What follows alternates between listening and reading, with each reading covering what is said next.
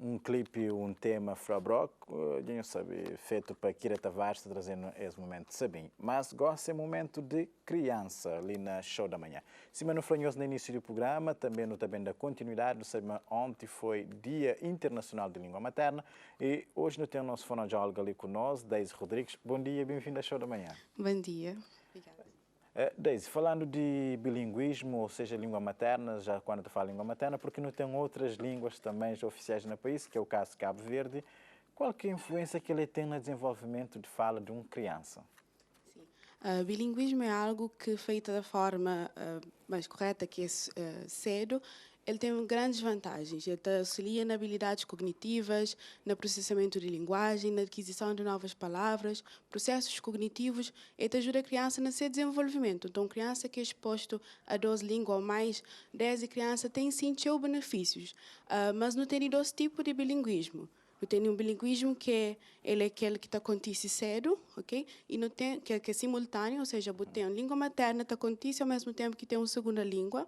Bilinguismo sucessivo é aquele que já é feito a partir de 3 anos. Então, desde o nascimento até 3 anos, bilinguismo simultâneo, a língua materna, e a partir de 3 anos não tem aquele bilinguismo que é sucessivo, ele é mais tardio. Nós, em Cabo Verde, para não ter crioulo na nossa casa, no dia a dia, e não começa a ser exposto, a maioria, ao português na escola, não considera um bilinguismo que é sucessivo.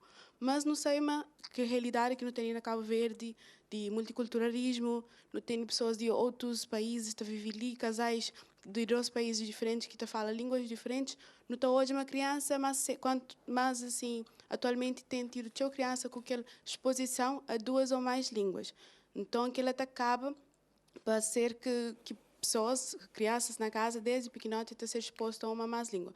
Agora, às vezes, nem sempre ele é feito da melhor forma, mas ele é algo muito bom que te ajuda no desenvolvimento cerebral de crianças.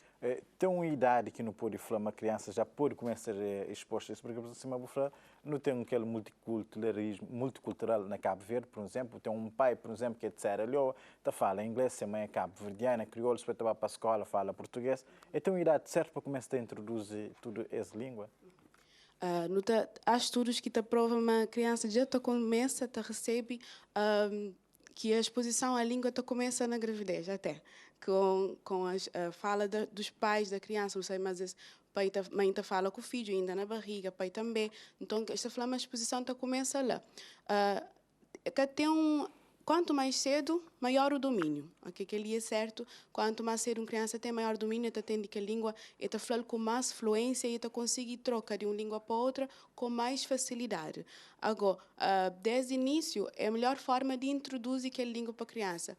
É bom que o ambiente seja um ambiente favorável, que te proporcione à criança ambas as línguas de forma natural, criativa, divertida também e natural. Ou seja, geralmente não está é bom que um pai, aquele pai que, por exemplo, é de Serra Leoa, aquele que fala uma língua e ele tem outra mãe, ele tem uma mãe cabo-verdiana e que fala crioulo, é bom que as duas mantêm as línguas dentro de casa. Então, se o pai fica a trocar com o crioulo, mãe fica a trocar com acaba um bocadinho, às vezes, para causar uma confusão.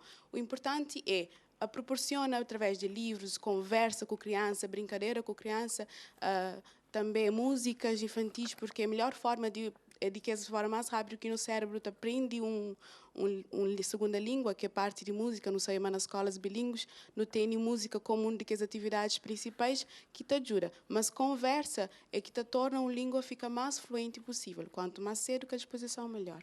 Então é que tem nada a ver que a pessoa está falando, também cria confusão na criança, ou seja, a pessoa está falando, será que está bem atrasa no desenvolvimento de criança, que ele fala de criança? Hoje, bilinguismo que tem ainda hoje que tem estudos que mostram que o bilinguismo dá dificuldade, a criança bem atrás a fala, a criança bem tem dificuldade na fala e na linguagem. Mas, não sei, mas tem crianças que já é predisposto para ter um atraso específico de aquisição e desenvolvimento de fala.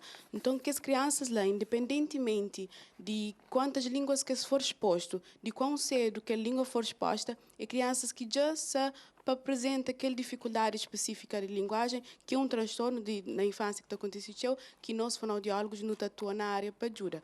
Mas uma criança exposta a bilinguismo, está consegue transita de um para outro com maior facilidade. Agora, tem uma coisa que aconteceu nas crianças bilíngues, que é eles falam frases e eles põem as duas línguas no meio. Ele é normal, ele é natural dentro de uma criança que é bilíngue, dele põe que as duas línguas ele usa, por exemplo, na mesma frase. Que ele é uma fase de aquisição que a criança está fazendo. Quanto mais a fica grande, mais ele consegue troca sem fica a mistura na mesma frase. Para boa que está lá na casa te acompanha, esse é o nosso espaço criança. Hoje nós estamos ali com o fonoaudióloga Daisy Rodrigues. Nós está falando de questões no âmbito do Dia Internacional de Língua Materna, que foi comemorado ontem. Nós também fala de bilinguismo, até que ponto pode influenciar na criança ou não. Por exemplo, se você está falando de trocas de palavras, é constante reparar isso, sobretudo, por exemplo, filhos de cabo-verdianos que radicam na diáspora, que vem Cabo Verde, sempre se mete uma palavra ou em inglês, ou em francês, ou em português na mente, que se tenta falar crioulo. Sim. Ele é algo muito comum para o nosso cérebro, conseguir ativar várias áreas simultaneamente. Uma das vantagens de bilinguismo para Mori, quando ele é cedo, áreas de linguagem no cérebro ativa tudo ao mesmo tempo. Então, que a criança tem aquela capacidade de apanhar uma língua, põe na outra. Quando que ela acontece mais tardio, já é mais difícil. É que as pessoas que geralmente ficam com aquele sotaque ou que conseguem ser tão fluente naquela língua, mas não sabem, por exemplo, pessoas que não falam, não tem o estrangeiro, não tem o cabo-verdiano que está morando na diáspora, que saber não te repara, mas na meio de frase, esta coisa. Mas para mim é algo atual. Está vive naquele meio, por exemplo, que fala inglês, que fala francês, e de repente está bem, está fala crioulo. Então, o cérebro acaba tem que fazer aquela transição. Está consegue, mas há uma mistura das línguas quando aquela pessoa, por exemplo, ele foi exposta tardiamente. Pode ser que a mistura de línguas é muito mais frequente. Também não tem aquela questão de que uma pessoa que mistura, geralmente um que é nativo, dificilmente ele mistura aquela língua. Coisa que pode fazer, ó, que está chegando na Cabo Verde, fala cabo-verdiano. Agora, uma palavra ou outra, um vocabulário ou outro pode sair na outra língua. Mas falando de bilinguismo, por exemplo, já não tem escolas que te ensinam na francês, por exemplo, na Cabo Verde ou também na inglês. O que o país na casa pode fazer para lidar com isso, na ajuda que as meninas, por exemplo, tem um francês, que é bem com seu filho, te fala só francês, é criado naquele ambiente, mas na escola você aprende português e fala crioulo. Como é que o país pode ajudar nesses aspectos? Simão falava no início, uma escola de bilíngue com segunda língua, ele é um bilinguismo tardio. Caso aquela criança que tem aquela língua dentro de casa e se espécie está pôr para questão de vantagens, mais tempo na sua formação, na sua educação. De forma que não pode ajuda país auxilia, assim, eu falava, com momentos dentro de casa que te reforça coisa que a criança te aprende. Então, se pai, por exemplo, te fala francês, ele é francês, se a criança já vai para a escola, ele continua a falar francês, mas tem que alguém que está estimulando aquela segunda língua. Sempre tem que ter estímulo de segunda língua.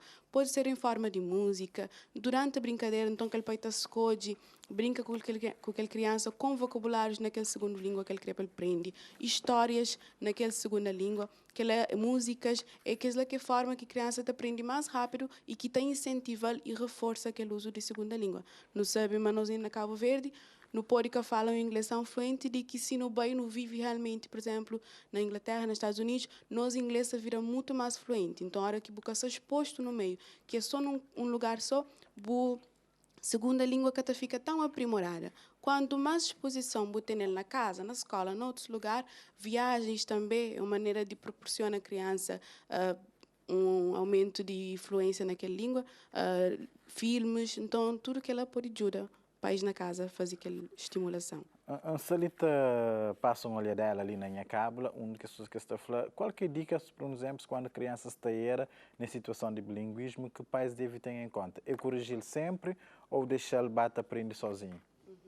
Assim, a estimulação tem que ser feita sempre. Então, se a criança apresenta algum tipo de troca, depois tem sim que ficar atento e tenta corrigir. Mas a correção não é aquela de dizer à criança, você fala errado, é que assim. Não. Então, se a criança fala uma palavra errada, não está repete a frase daquela criança. Assim, ele fala, está de reforço aquela parte que ele erra, de forma com o modelo correto e nunca se te fala criança, mas hoje é cassibo, isso é errado, que ela te causa uma inibição na criança, que a criança por muitas vezes evita de falar para modo sempre ele é corrigido e que é bom você num lugar toda alguém toda hora se te corrigiu sobre uma coisa. A melhor forma é dar o modelo correto, mostrar à criança que ele parte que você te fala, dar mais ênfase para ele perceber onde que ele troca. Com o tempo, com a correção natural, ele conseguir fazer aquela palavra melhor. Mas naquele ambiente escolar, a criança vai ter contato, por exemplo, com pessoas de outra língua, por exemplo, não estou falando de criança também de estrangeiro, mas não só também, por exemplo, não tem alguns ministros, por exemplo, que têm alguma dificuldade com aprender uma outra língua. Mas isto tem a ver com questões de bilinguismo ou já é algum problema, já que desde a infância deve estar atento a isso? Hoje tem 3 casos assim, tem crianças que adquirem língua tranquilamente. Há pessoas, e que a Lança fala de individualidade e de desenvolvimento cerebral, que têm uma predisposição melhor para línguas. Há outras que têm uma predisposição melhor para música. Cada pessoa tem pessoas que já você repara, mas desde pequenote ele é uma pessoa bom comum, ele desenha bem desde pequeno. Então tem áreas de cérebros que está ativa e está desenvolve, mas individualmente em cada pessoa, que aquela que está dando que é esse talento. E tem pessoas, sim, que têm facilidade com a língua. E tem pessoas que têm muita dificuldade com a língua. Às vezes é que é para um transtorno de linguagem, específico de linguagem. Às vezes é para realmente aquela pessoa ele que é tão predisposta à língua acima de outro alguém. Então, acontece que lá é diferenças cerebrais, é individualidade que tem que ser respeitado. Mas toda criança tem capacidade de adquirir uma segunda língua. Mas, nesse caso, criança que tem dificuldade de adquirir, ou seja, se apresenta algum tipo de transtorno, o melhor é focar numa língua, é focar na ajuda que a criança ultrapassa as dificuldades, levar uma terapia com o fonoaudiólogo, para poder ultrapassar as dificuldades de língua e aí sim ser exposta à aprendizagem da língua. Mas ele se ultrapassa aquele atraso, ele se ultrapassa, ele se trabalha processamento de linguagem para conseguir ter um desenvolvimento de língua melhor. Sobretudo porque quando já tem, por exemplo, alguma dificuldade naquela aprendizagem, se bater em cobrança de show, em vez de ajuda, te dificulta. Com certeza. Assim, no hoje, às vezes, crianças que chegam a mim para morrer, pais fazem uma certa pressão para o uso do português, por exemplo, em casa, e que a criança está preferindo falar crioulo. Há aqueles também que criança, por exemplo, tem um hábito de falar português ou inglês e depois não, porque só fala aquela. Então tem que ser sempre incentivador, tem que ser motivador e natural, que pode ser nada forçado. Se a criança que usa aquela língua nunca pode força, ele tem que ser algo natural. Então se não quer para a criança fala inglês dentro de casa, não está usando também e não está fazendo por forma de brincadeira, jogo, para ser algo natural e prazeroso e não algo que é forçado. Tudo que é feito com prazer, com entusiasmo, não te aprende mais fácil. Qualquer lugar que não vai, se não tem uma pessoa que te explica aquela coisa muito bem, não te fica entusiasmado, não te aprende melhor do que alguém que nunca gosta de ouvir a própria, que sabe explica. Então, tudo que é com prazer, a aprendizagem é melhor. Daisy, realmente essa conversa tem o prazer e muito entusiasmado mesmo, mas nós, equipa de produção Santa Flama, nosso tempo já dá, mas nunca podia sair dessa conversa para atualizar pessoas lá na casa. É uma conversa com o fonoaudióloga Daisy Rodrigues sobre questões de bilinguismo, sobretudo no aspecto da aprendizagem da criança. Qual é a mensagem que não te deixava para pais, sobretudo tendo em conta esse tema de bilinguismo? Acho que é sempre procura quando no querer trazer fazer criança adquirir uma nova língua, procura trazer um ambiente prazeroso, de brincadeira, procura da criança o maior número de estímulo, sem ser algo forçado, com o máximo de recursos possíveis e no procura saber aquilo que é melhor para a criança. Então, nem sempre coisa que não crê, para a criança aprende no momento é melhor para a criança e, na caso de dúvida, não consulta um profissional de fonoaudiólogo ou de área que pode ajudar nisso.